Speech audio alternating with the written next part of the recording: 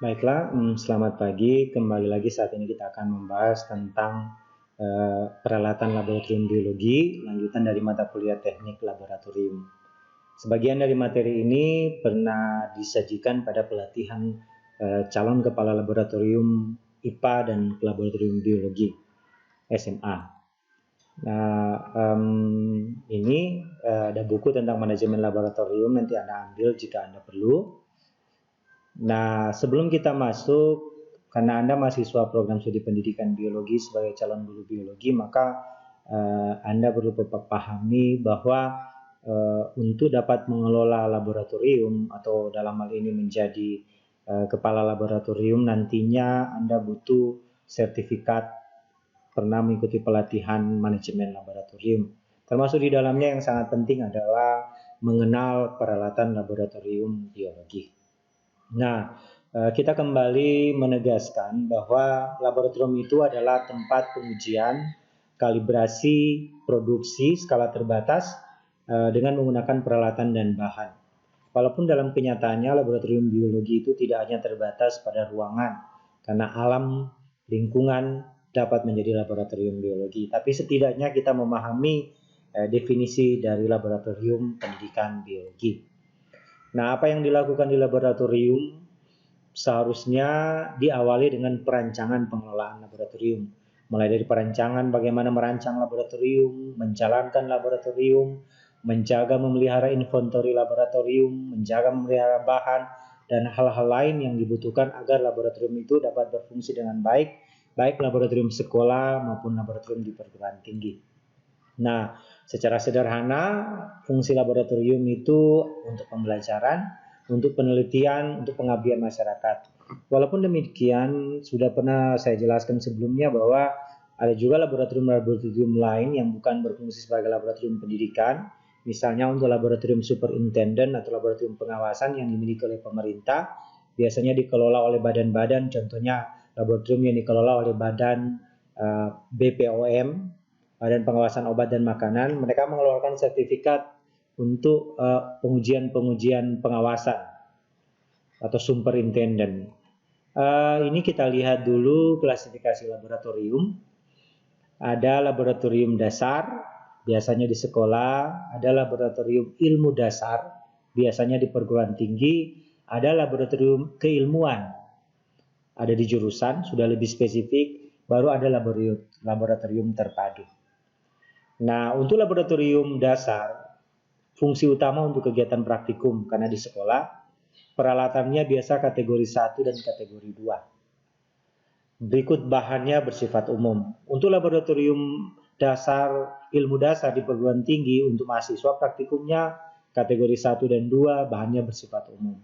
Untuk laboratorium keilmuan jurusan, itu biasanya yang menggunakan tidak hanya mahasiswa tapi juga dosen, peralatannya sudah sampai kategori 3. Nanti kita akan lihat alat-alat apa yang masuk kategori 3. Bahan-bahan umum dan khusus, sudah ada khusus karena sudah berfungsi untuk penelitian sebenarnya untuk laboratorium keilmuan yang ada di jurusan program studi. Berikut laboratorium terpadu sudah menggunakan mahasiswa, dosen juga untuk penelitian, pengabdian masyarakat, juga untuk digunakan jasa layanan umum oleh masyarakat. Dan berikut alatnya masih sama dengan laboratorium yang ada di jurusan, bahannya sama. Nah, untuk alat kategori 1 itu biasanya mudah, perawatannya juga mudah, kecermatannya, akurasinya juga rendah, sederhana. Contohnya alat-alat gelas. Alat untuk kategori 2, pH meter, mikroskop, spektrofotometer. Untuk kategori 3 sudah alat-alat analitik yang menggunakan instrumen yang besar. Contohnya AS itu spektrofotometer serapan atom atau atomic absorption spectrophotometer, gas kromatografi, HPLC. Di Universitas Negeri Manado kita punya alat gas kromatografi dan HPLC di laboratorium kimia. Yang masuk di biologi untuk alat kategori 3 adalah scanning elektron mikroskop. Kita punya scanning elektron mikroskop. Juga masuk pada kategori 3 juga adalah capillary electrophoresis QXL. Kita punya alat untuk kategori 3. Nah, selanjutnya ini untuk penyimpanan ada bahan kimia yang tidak perlu kita sudah bahas untuk bahan kimia. kita coba lanjut ke pemeliharaan lab. Bagaimana kita memelihara lab, kita juga sudah bahas, tapi ada di pertemuan juga ke depan. Tentunya ini menyangkut perencanaan, bagaimana penjadwalan, pengelolaan alat, kebersihan lab, keamanan lab, dan kalibrasi alat.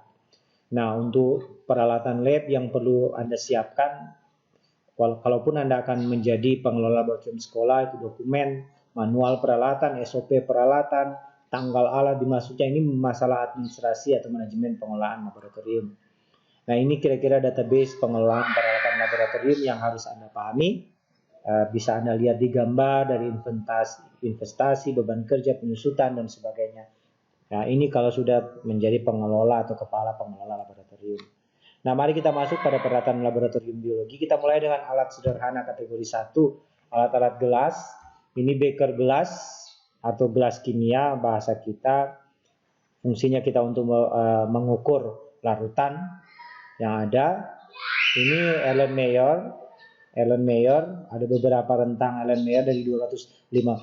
Begitu juga beker gelas mulai dari 50 ml, 100 ml, 250 ml sampai 1000 ml untuk gelas kimia atau gelas ukur beker gelas. Lalu untuk Erlen Meyer itu juga ada dari 50 ml sampai 1000 ml. Oke, baru ini bowling flask kita gunakan untuk rotary evaporator untuk menyimpan larutan ketika kita melakukan ekstraksi untuk diuapkan pelarutnya. Ini pignometer juga. Berikut ini filtering flask. Biasanya untuk laboratorium kimia banyak menggunakan ini ketika kita akan melakukan redes dan sebagainya. Ini gelas ukur volumetrik. Nah, ini gelas ukur, baru ada pipet ukur. Banyak juga digunakan di laboratorium biologi ketika kita akan mencampur zat dan mengukur dua larutan, maka kita biasanya menggunakan gelas ukur. Berikut ini buret dan test tube. Kalau kita melakukan titrasi, kita menggunakan ini lebih banyak di laboratorium kimia. Tapi di laboratorium biologi juga kita gunakan untuk titrasi jika kita ingin mengetahui kandungan asam lemak bebas. Biasanya salah satu metode yang kita gunakan untuk FFA, free fatty acid, analisis kandungan asam lemak bebas dengan menggunakan metode titrasi. Ini kondenser, masih juga berhubungan dengan ini. Ketika kita akan melakukan titrasi, kita juga gunakan ini. Ini beberapa alat yang lebih spesifik. Saya rasa Anda bisa menelusuri menggunakan internet untuk lebih spesifik. Tapi untuk calon lulusan biologi, calon guru harus paham dengan benar minimal fungsi-fungsi alat gelas ini. Cawan Petri banyak kita gunakan untuk laboratorium mikrobiologi. Anda bisa lakukan di sekolah nanti, pembuatan media, isolasi bakteri, dan sebagainya. Oke, kita lanjut juga masih pada peralatan sederhana. Ini juga sudah ada bahan. Ini bisa Anda cari di referensi yang lain atau tambahkan di Google Classroom fungsi-fungsi peralatan dan klasifikasi peralatan sederhana. Minimal Anda mengerti dengan baik peralatan sederhana yang ada di laboratorium biologi. Nah, kita lanjut pada laboratorium biologi, khususnya di laboratorium kita di Universitas Negeri Manado. Kita punya laboratorium yang kekhususan alat untuk biologi sel, biokimia dan molekuler, juga mikrobiologi, anatomi dan morfologi. Mari kita lihat. Pertama, ini adalah timbangan analitik yang skala timbangan analitik ada beberapa, ada yang sampai pada mikrogram, ada yang satuannya hanya sampai pada gram. Ini cuma sampai pada gram. Timbangan analitik fungsinya untuk kita menimbang zat. Biasanya zat yang kita timbang berupa serbuk atau padatan. Ini sudah elektrik ketelitiannya dan bisa dikalibrasi. Selanjutnya ini hot plate, pemanas. Kita gunakan untuk memanaskan larutan atau campuran yang akan kita analisis. Ini ada fungsi heating, pemanas, ada fungsi percampuran. Kita bisa tambahkan di sini hot plate ini ada magnetic stirrer yang bisa berputar sehingga tidak perlu kita aduk. Dalam hal contoh ini belum ada. Berikut ini ada shaker dan water bath. Ini water bath, perhatikan biasanya kalau kita melakukan ekstraksi atau pengujian untuk biokimia, kita banyak menggunakan water bath. Misalnya kita taruh di tabung reaksi dan di dalamnya berisi air yang dipanaskan sampai suhu tertentu. Berikut ini shaker. Kalau kita melakukan ekstraksi, dalam hal ini mahasiswa saya melakukan ekstraksi ekstrak sarang lebah, kita butuh ekstraksi bergoyang. Maka pada satuan beberapa rotary RPM ini dia bisa kita setting 21 jam atau 2 jam sehingga dia bergoyang, sehingga terjadi percampuran antara solvent dan solut, pelarut dan yang dilarutkan di sini dalam hal ini ekstrak sarang lebah, sehingga lebih efisien untuk melakukan ekstraksi.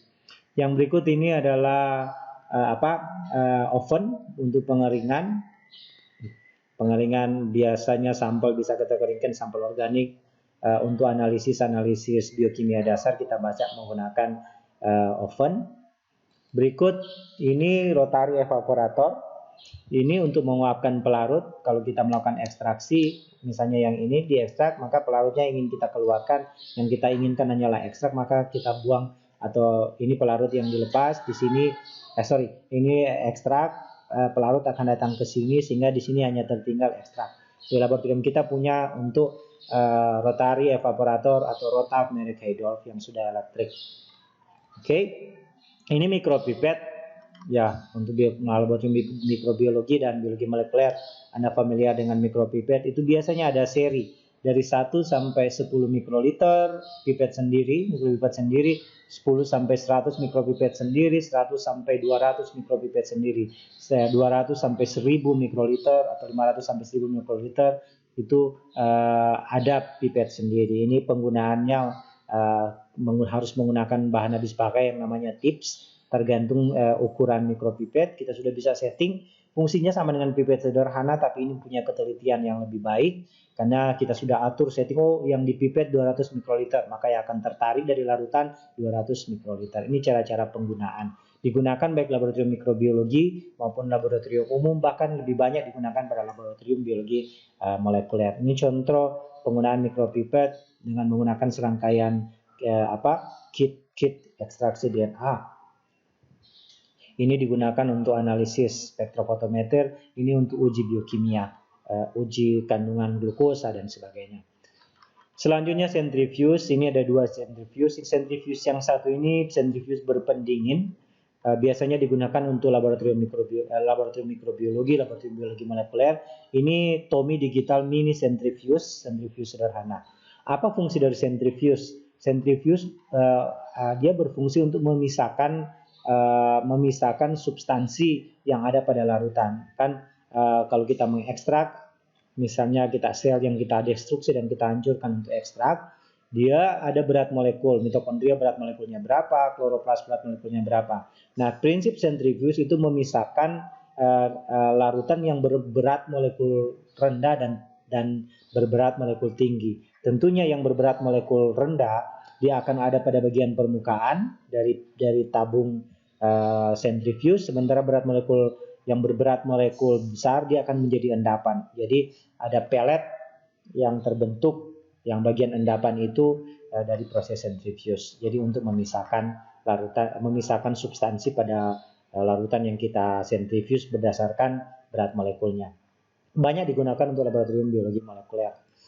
Ini masih UV kabinet. Ini keseluruhan ini UV kabinet.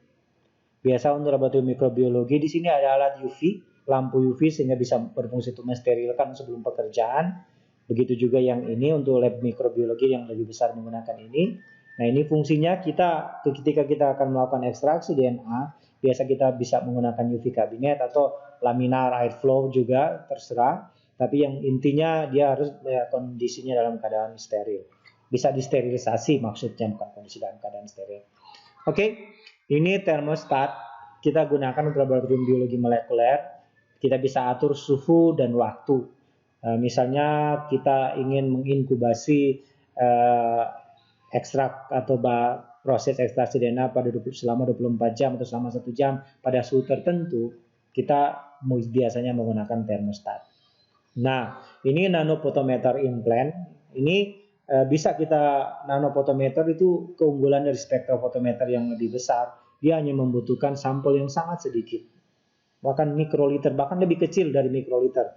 Ini bisa untuk laboratorium biokimia, untuk laboratorium analisis konsentrasi kemudian DNA, untuk uji buret dan sebagainya. Sangat luar biasa fungsi alat kecil ini. Hanya satu tetes, bahkan lebih dari satu tetes sudah bisa digunakan. Kurang dari satu tetes sudah bisa menganalisis kandungan apa yang ada pada sampel tersebut. Berikut ini cycler untuk PCR. Cycler untuk PCR, lebih tepatnya laboratorium biologi Unima patut berbangga. Kita punya Rotorgen Key yang bisa untuk PCR konvensional, bisa juga untuk real time PCR. Kalau Anda dengar real time PCR, itu salah satu metode yang digunakan untuk menganalisis sampel orang terinfeksi virus COVID-19, COVID-20 atau tidak. Jadi ini kita sebenarnya bisa menganalisis sampel COVID-19 melalui swab mulut, tetapi laboratorium kita belum termasuk laboratorium B3, di mana aspek safety dari pengguna laboratorium itu belum tersedia dengan baik, melalui baju seperti astronot, ruangan pengambilan sampel, analisis itu belum safety. Jadi kita masih menggunakan analisis untuk sampel-sampel untuk di PCR, sampel-sampel sederhana yang tidak rawan kontaminan dengan pengguna. Ini elektroforesis fungsinya adalah untuk mengkonfirmasi hasil PCR konvensional, bukan real time ya, PCR konvensional. Nah, elektroforesis kita punya di laboratorium kita ada berbagai ukuran. Nah, ini hasil PCR kita akan injeksikan atau suntikan di sini, ada sumur-sumur sehingga dia akan keluar seperti ini. Biasanya kita punya marker standar, DNA leader, dan sampel A, B, C, dan seterusnya. Kalau hasil ekstraksi kita berhasil pada gen target tertentu, misalnya gen CO1 ada pada sebaran 700 sampai 900 base pair, BP satuannya, dia akan muncul pita di sini, band. Oh, kita bisa pastikan berhasil. Kalau tidak muncul pita, berarti proses amplifikasi dengan PCR itu tidak berhasil atau perlu dilakukan lagi. Nah, ini QIAxcel sama dengan PCR, tapi ini lebih canggih karena kita tidak perlu lagi menginjeksi. Di sini rawan dengan zat-zat misalnya pewarna, ethidium bromida itu karsinogen, bisa menyebabkan toksisitas bagi pengguna, bagi praktikan atau bagi peneliti. Kalau ini tidak, kita tinggal mengambil sampel dan dia akan keluar di monitor. Ada monitor di sebelahnya, monitor PC komputer, sehingga bisa dilihat pita-pita yang terbentuk, bahkan bisa diketahui berapa kandungannya. Ini sudah lebih teliti. Tapi untuk bahan ini saja, waktu yang lalu ketika masuk di laboratorium kita untuk kit ini sudah harganya 17 jutaan. Nah, belum tahu yang sekarang. Berikut kita masuk pada seri mikroskop. Ini adalah salah satu tipe mikroskop, stereo mikroskop. Kenapa dikatakan stereo mikroskop? Sampelnya itu besar. Beda dengan biological mikroskop, jadi kita bisa menggunakan spesimen di sini hewan secara utuh, kita tidak ada objek yang menggunakan preparat dan sebagainya. Untuk stereo mikroskop, objeknya adalah hewan-hewan utuh atau hewan yang berukuran besar. Beda dengan biological mikroskop yang kita harus menggunakan preparat atau kaca objek. Oke.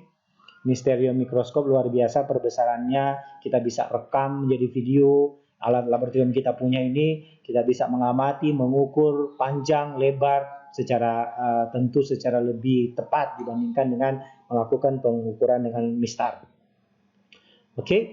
Nah, ini biological microscope. Di sini kita bisa kasih preparat. Ini miracle size. Kita bisa mengamati bakteri dan sebagainya di sini. Prinsipnya biological microscope. Ini stereo mikroskop sama seperti dengan Carl Zeiss, tapi ini yang lebih sederhana. Carl Zeiss itu Hyrox itu lebih teliti, lebih magnifasinya dan ketelitian pengukuran dan juga kontraks dari gambar lebih baik.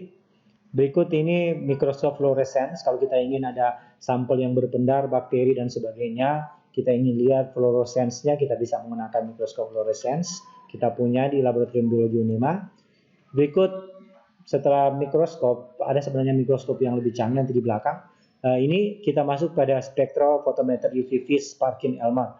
Fungsinya adalah untuk analisis. Kita bisa mengetahui kandungan konsentrasi. Misalnya ingin kita ketahui kandungan beta karoten, kita ingin ketahui kandungan klorofil, kita ingin ketahui kandungan metabolit sekunder yang ada pada tumbuhan ekstrak yang kita gunakan, kita bisa menggunakan teknik spektrofotometer. Kita juga bisa mengukur kandungan kolesterol dan sebagainya. Dengan catatan kita memiliki standar untuk pengukuran, sehingga kita bisa ketahui kandungannya dengan menggunakan standar dengan analisis regresi biasanya.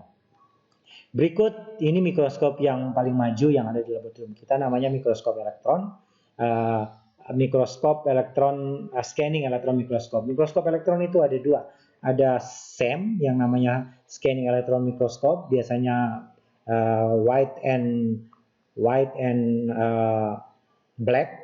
white, hitam dan putih. Ini contoh yang saya teliti. Bayangkan ini mata dari lebah madu sampai sebegini dia bisa dapat. Perbesarannya namanya juga mikroskop elektron. Prinsipnya adalah penembakan elektron pada sampel. Berikut ada transmission elektron mikroskop, itu bisa warna, bisa gambarnya warna. Itu lebih maju dari scan elektron mikroskop, tapi tergantung sampel yang digunakan. Pada dasarnya mikroskop itu dapat dibagi menjadi dua, yaitu light mikroskop dan scanning elektron mikroskop. Yang light mikroskop atau mikroskop cahaya, apakah dia elektrik atau cahaya langsung dari matahari, biasanya di sekolah, student mikroskop. Ini rangkaian ini light mikroskop dan sebagainya.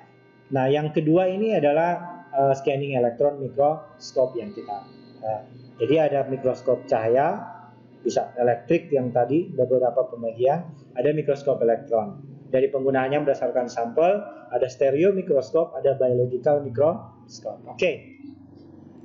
Jadi kita lanjutkan pembahasannya di diskusi. Sampai di sini pembahasan kita tentang alat. Kita akan maju ke shop dan kerja lab pada pertemuan selanjutnya. Ini ada tugas yang harus Anda selesaikan. Coba Anda melakukan studi literasi perancangan laboratorium di sekolah berdasarkan silabus. Kira-kira dari kelas 10 sampai kelas 12, alat-alat apa yang dibutuhkan, spesifikasinya bagaimana. Anda bisa susun berdasarkan silabus, berdasarkan kegiatan praktikum yang ada di sekolah dari kelas 10, 11, 12. Itu terima kasih Anda sudah mengikuti ini dan sampai ketemu.